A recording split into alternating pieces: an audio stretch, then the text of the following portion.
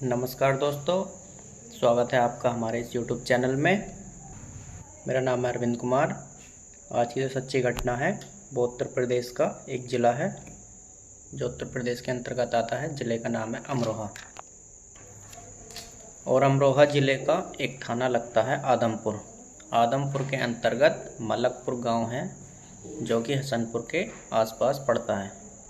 तो ये घटना मलकपुर की है, 22 अगस्त 2022 की। आइए चलते हैं घटना की ओर। कैलाश और प्रेमवती की धूमधाम से शादी होती है और शादी के कुछ दिनों बाद एक बच्चा पैदा होता है। उस बच्चा पैदा होने पर खुशियां मनाई जाती हैं और फिर उस बच्चे का नाम रखा जाता है। लेकिन 10 या 15 दिन बाद वो बच्चा ख़त्म हो जाता है। परिवार में मातम सा छा जाता है और परिवार टूट जाता है। अब हिम्मत करके फिर से बच्चे के लिए कोशिश करते हैं। फिर से एक बच्चा पैदा होता है, लेकिन ये बच्चा भी कुछ दिनों के अंदर मर जाता है। इससे भी बड़े दुख की बात तो ये है कि जो तीसरा बच्चा था वो तीसरा बच्चा पेट में ही मरा हुआ पैदा होता है। मतलब जो पैदा होता है तो मरा हुआ था। अब उनके लगातार बच्चे मर रहे थे। माँ और बाप दोनों इतना ज़्यादा परेशान हो जाते हैं, सोचने लगते हैं कि करें तो क्या करें। अब जो बच्चा पैदा होने वाला था उसको माँ किसी भी कीमत पर खोना नहीं चाहती थी, इसलिए ऐसा कोई मंदिर, मस्जिद, मज़ार या डॉक्टर नहीं जहाँ पर जाकर वो मन्नतें और फरियाद नहीं करी हो। फिर उन्हें किसी एक व्यक्ति ने बताया, फला जगह एक तांत्रिक है जो तुम्हारी मदद कर सकते हैं। अब दोनों व्यक्ति तांत्रिक के पास जाते हैं। तांत्रिक ने उन्हें एक उपाय बताते हुए कहा कि गंगा के किनारे आपको एक बकरे की बलि देनी है और उस बकरे के अंदर से जो खून निकलेगा उससे अपनी पत्नी को नहलाना है। लेकिन ये याद रहे कि पत्नी के तन पर एक भी कपड़ा नहीं होना चाहिए और जैसे ही तुम्हारी पत्नी उस खून से नहा लेगी तो उसके बाद गंगा में नहलाकर वापस आ जाना है। इससे तुम्हारी मनोकामना, जो भी मनोकामना है वो तुम्हारी मनोकामना पूरी हो जाएगी। पति और पत्नी ये सोचकर कि उनके आगे का जीवन सुधरने वाला है, वो गंगा किनारे जाते हैं और वो सारी क्रियाएं करते हैं जो उन्हें उस तांत्रिक ने बताई थी। मगर उसके बाद इतना भयानक मंजर होता है कि इन दोनों ने भी नहीं सोचा होगा कि ऐसा कुछ होगा। आज की इस घटना की गूंज न केवल उस गांव और उस ज़िले में बल्कि आसपास के सभी ज़िलों में है सनसनी फैल गई थी चुका हूं। लेकिन एक बार और दोहरा देता हूं, ये घटना है उत्तर प्रदेश के ज़िले अमरोहा की। अमरोहा के अंतर्गत एक थाना आता है आदमपुर। आदमपुर के थाने के अंदर लगता है मलकपुर गांव। मलकपुर गांव में 22 अगस्त 2022 की ये घटना है, जिसमें कि एक बच्चा होता है जिसकी उम्र लगभग 1.5 साल होती है और उसका एक बड़ा भाई होता है जिसकी उम्र लगभग 4 साल की होती है। माँ घर पर अकेली थी, लेकिन चारा लेने के लिए उसको जाना था और उसका पति हसनपुर गया हुआ था बाज़ार से कुछ सामान लाने के लिए। गांव से लगभग 20 किलोमीटर दूर पड़ता है हसनपुर। और जब जो 4 साल का बच्चा था वो स्कूल चला जाता है और जो उसका जो छोटा बच्चा था, जो 1.5 साल का बच्चा था, उसको भी नींद आ जाती है और जो माँ थी वो उसे आंगन में सुलाकर चारा लेने के लिए चली जाती है। अब माँ खेत से वापस आती है और चारा लाने के बाद जब घर आती है वो देखती है कि जो आंगन में मैं बच्चे को सुलाकर गई थी वो बच्चा खाट पर नहीं है। अब वो आसपास सभी में तलाशती है, पहले अपना पूरा घर खंगाल डालती है, घर भी नहीं मिलता। फिर आसपास में पूछती है, सभी परिवार वालों से पूछती है, लेकिन उसका कुछ अता पता नहीं होता। फिर परिवार वाले और वो उसकी माँ सभी मिलकर ढूंढते हैं, लेकिन उस बच्चे का कुछ अता पता नहीं चलता। अब धीरे धीरे बात पूरे गांव में फैल जाती है। अब गांव वालों ने मिलकर उसको ढूंढवाया, लेकिन उस बच्चे का पूरी रात हो गई ढूंढते ढूंढते, कुछ पता नहीं चला। अब 22 अगस्त की रात से आगे आ जाती है 23 अगस्त। 23 अगस्त से अगले दिन भी लगभग दोपहर तक सभी गांव वालों ने, सभी रिश्तेदारों ने मिलकर उसको ढूंढा, लेकिन कोई भी उसका सुराग नहीं मिला। ये जानकर सभी हैरान थे कि बच्चा गया तो गया कहाँ।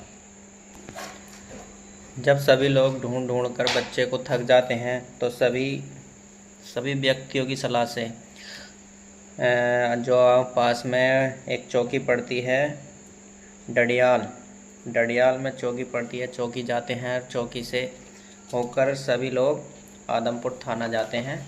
आदमपुर पहुंचकर एसएचओ राम प्रकाश शर्मा, जो वहाँ के एसएचओ थे वो राम प्रकाश शर्मा हैं, उनसे कहते हैं कि जनाब, हमारा 1.5 साल का बच्चा था जो ठीक से चल भी नहीं पाता, उसका कहीं अता पता नहीं है। साहब आपसे गुजारिश है कि उस बच्चे का कुछ पता करा दीजिए, आप उसको ढूंढने में हमारी कुछ मदद कर दीजिए। अब पुलिस और गांव वाले और उनके रिश्तेदार सभी एक साथ बच्चे को खोजने लगते हैं, लेकिन बच्चे का कोई सुराग नहीं मिलता। ढूंढते ढूंढते 22 अगस्त का पूरा दिन निकल जाता है। 23 अगस्त में पहुंच जाते हैं, मतलब पूरा दिन हो गया ढूंढते हुए, पूरी रात हो गई ढूंढते ढूंढते, लेकिन बच्चे का कोई सुराग नहीं मिलता। अगले दिन 23 तारीख दोपहर के बाद, लगभग 23 अगस्त को भी दोपहर तक बच्चे का कोई सुराग नहीं मिला। जब दोपहर में लगभग 1 बजे कुछ लोग अपने अपने खेत पर काम करके घर वापस आ रहे थे तो एक व्यक्ति को एक कुत्ते के मुंह में एक टांग नज़र आती है। जब व्यक्ति उस कुत्ते को देखता है कि उस कुत्ते के मुंह में यह टांग किसकी है, तो वह उस कुत्ते के पीछे भागता है और उस कुत्ते से वह टांग छीनने की पूरी कोशिश करता है और वह इस कोशिश में कामयाब हो जाता है। वह उस कुत्ते से वह टांग छीनकर देखता है और वह चिल्लाने लगता है। जो उसके आसपास खेत में काम कर रहे थे वह सब व्यक्ति और आसपास के गांव के भी सभी लोग वहां जमा हो गए। उन्होंने देखा कि यह टांग तो बच्चे की लग रही है, लेकिन ये बच्चा है तो है किसका। लेकिन तभी उसके दिमाग में आया कि हाँ, ये कल ही एक बच्चे का गुमशुदा हुआ है, लेकिन हो सकता है कि ये वो हो। उसका शक उसी पर जा रहा था, लेकिन कह नहीं सकता। अब सभी ने उसका जो वो दूसरे अंग थे, मतलब जो टांग कटी हुई थी, और जो टांग कटी हुई थी वो तेज़ धारदार हथियार से कटी हुई थी, जिससे यह पता लगाना ज़रूरी था कि यह बच्चे का बाकी के अंग कहाँ पड़े हुए हैं। जब सभी गांव वालों ने उस टांग को देखा तो सभी के रोंगटे खड़े हो गए। सभी ने सोचा कि पहले सोच रहे थे कि शायद उस बच्चे को कोई जंगली जानवर ले गया है, जंगली जानवर लेकर उसको शायद मार के खा गया होगा। लेकिन अब यह घटना देखकर सभी के पैरों तले ज़मीन खिसक गई कि बताओ, इतने छोटे सारे बच्चे की किससे दुश्मनी हो सकती है। कटी हुई टांग को देखकर सभी को अंदाज़ा हो गया था कि इसके साथ कोई ना कोई हादसा हुआ है, किसी ने इस बच्चे को जान से मार दिया है या फिर कोई ना कोई हादसा हुआ है। इसकी सूचना पुलिस को दी जाती है। पुलिस आती है और उसके साथ फोरेंसिक टीम आती है। अब बाकी शरीर के हिस्से की तलाश जारी कर दी जाती है। पास ही में एक ईख का खेत था, उस खेत में शरीर के बाकी हिस्से भी मिल जाते हैं। शरीर के बाकी हिस्सों को कुत्तों ने नोच कर बहुत ज़्यादा नुकसान पहुंचा दिया था।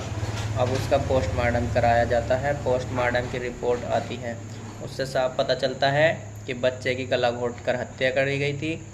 हत्या करने के बाद उसके छोटे छोटे टुकड़े कर धारदार हथियार से टुकड़े करके उसे खेत में फेंक दिया गया था। अब सवाल ये उठता है कि इस घटना को अंजाम दिया तो दिया किसने। सभी इस बात को सोच कर हैरान थे कि ऐसा कौन शख्स होगा कि इतने छोटे से बच्चे को इतनी दर्दनाक मौत दी है। अब बात अमरोहा ज़िले के एसपी, सीओ से लेकर एसएचओ सभी तक पहुंच चुकी थी और सभी ये जानना चाहते थे कि हादसे को किस व्यक्ति ने अंजाम तक पहुंचाया है। तभी उस बच्चे का फूफा था साथ में। अचानक दिमाग में सूझा कि जो उस बच्चे की चाची थी, वो चाची घर पर ही थी और वो बिल्कुल शांत व्यवहार कर रही थी, जैसे कि मान लो उसको किसी की कुछ पड़ी ही नहीं हो। सब इतना परेशान थे बच्चे को लेकर, लेकिन उसको कोई फिक्र नहीं, कुछ नहीं, ना कोई उसके चेहरे पर शिकस्त थी, ना ही कुछ। शक के दायरे में चाची प्रेमवती और चाचा कैलाश को गिरफ्तार कर लिया जाता है। तफ्तीश करने पर कैलाश ने बता दिया, क्योंकि वो बिल्कुल इनोसेंट था, उसको बिल्कुल मालूम ही नहीं था कि क्या हुआ है, किसने करा है।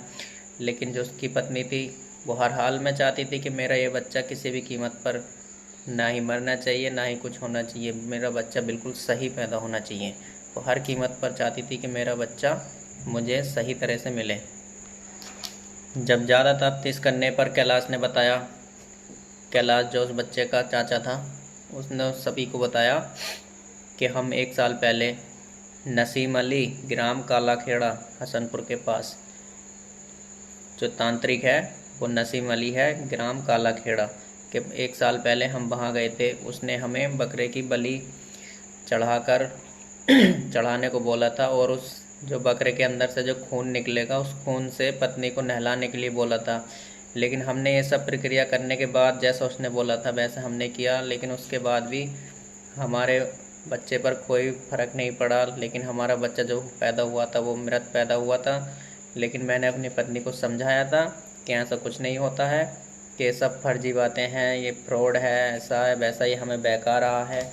लेकिन मेरी पत्नी नहीं मानी। मेरी पत्नी ने फिर उससे जाकर कांटेक्ट किया, लेकिन उसके बाद मुझे नहीं पता कि आगे क्या हुआ है।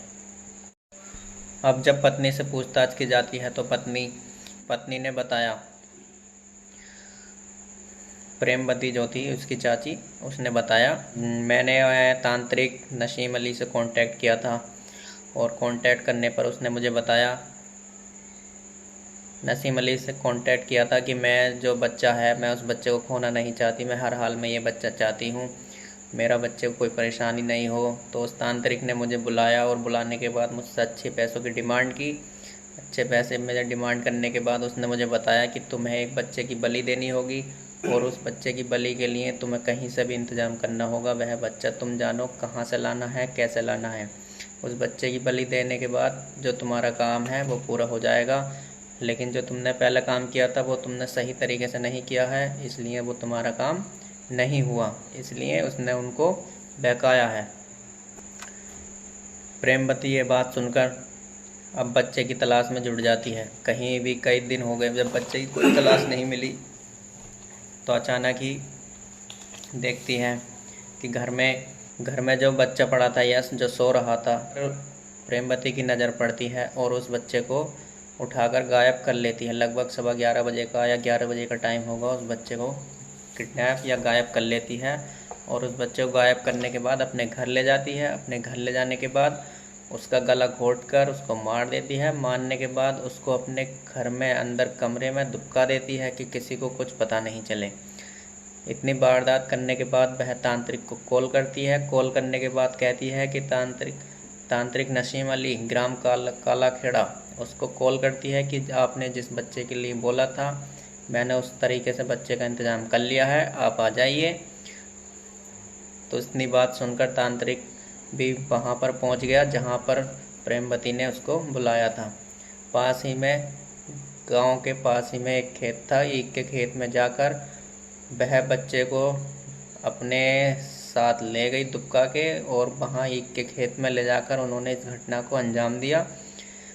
छोटे बच्चे के 7 टुकड़े किए, और टुकड़े करने के बाद उसके साथ अपना जो तांत्रिक का जो भी काम था उन्होंने अपना पूरा किया। जो टोटका बोलते हैं, जो भी बोलते हैं, उन्होंने किया। करने के बाद तांत्रिक अपने घर चला जाता है। लगभग रात के 10 या 11 बजे के टाइम ये काम को करे गया था। 22 अगस्त की रात को, उस रात को किया गया था। और तांत्रिक अपने घर चला जाता है। प्रेमवती भी बिल्कुल अपना काम निपटाकर घर जाकर ऐसे लेट जाती है कि जैसे मानो कुछ किया ही नहीं हो। इस बात का जैसे ही सबको पता चलता है तो सबके पैरों तले से ज़मीन खिसक जाती है कि बताओ इसने ये क्या किया है। अब इस बात का जब पता चलता है यश के माता पिता को, तो उनके माता पिता ने रोकर बताया कि अगर इसको बच्चे की चाहत थी तो हमसे एक बार कह देती, हम इसे बच्चा दे देते, हमारे सामने पलता, हमें अच्छा लगता, ये कम से कम हमसे कहती तो सही। लेकिन उसने ऐसा कुछ नहीं करा। लेकिन उसने तो यही सोचा कि नहीं, मेरा बच्चा मुझे मिले, मैं अपना बच्चा चाहती हूँ। अगर वो चाहती, उनसे कहती, तो हो सकता है जो के बच्चे के पिता थे, उन्होंने साफ जाहिर किया था कि अगर वो मुझसे कहती तो मैं उन्हें बच्चे को दे देता। वो पालती, अच्छी तरह से खिलाती पिलाती, पालती पोसती, बड़ा करती, लेकिन होने को कुछ और मंजूर था। तो दोस्तों, ऐसी घटना को इस लेडीज़ ने अंजाम दिया खाली संतान प्राप्ति के लिए, और इस केस की जांच हो चुकी है।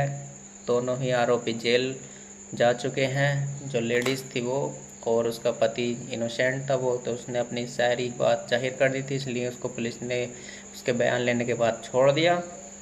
और जो उसकी पत्नी थी प्रेमवती, उसको जेल भेज दिया गया, और जो तांत्रिक था नसीम अली, उसको भी गिरफ्तार करके जेल भेज दिया गया। तो दोस्तों, हमारे इस यूट्यूब चैनल पर आपको ऐसी घटनाएं, ऐसी जानकारी, ऐसी खबरें मिलती रहेंगी।